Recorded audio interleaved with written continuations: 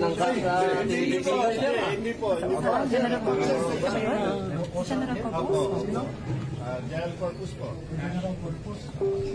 Sir Manny? Sir Manny po. BNP Army. Excuse lang po, padaan natin pagkalit. Sir, Anong class po Sir, ng dito. General Corpus? Sir Manny. So, Okay na ba? natin Senator Robin Padilla. Nasa process na. Ang isa pila ko sa Bagal lang. Antayin lang po natin, sir. Hindi naman po namin kayo pipigilan. Yes, sir. Pakiusap lang, sir.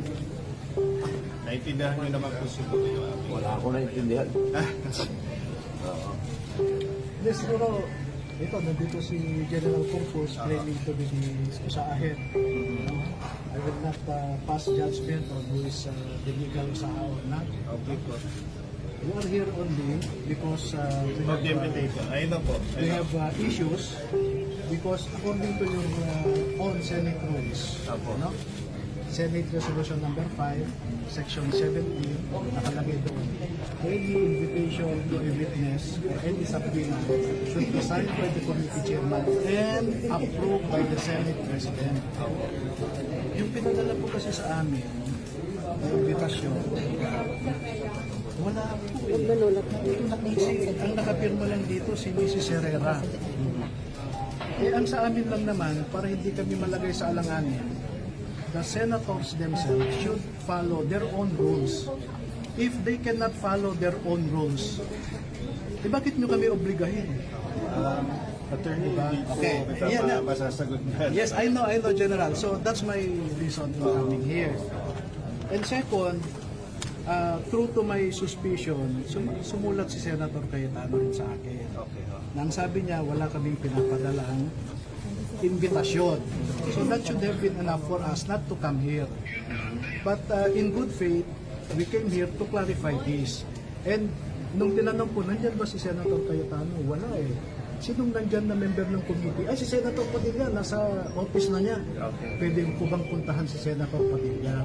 Kasi All the time po, all the time. So, yun po ang rason. If you are the guest of the senator, okay lang po. Kaya lang, meron din po kaming security policy dito that you have to go through.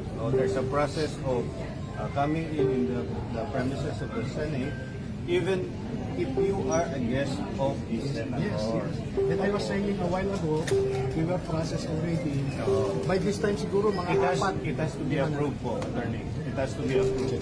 Anyway, the approving authority naman po is the staff of the senator. So we will just have to wait for the approval.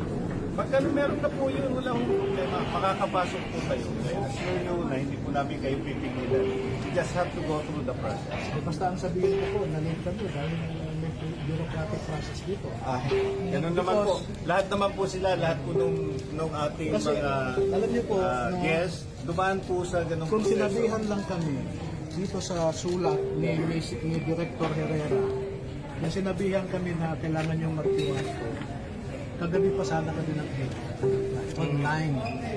I'm not aware po, pero we have informed the committee to inform all the resource persons that they have to apply or register sa BMS natin. Nandito pa rin sa Cavite.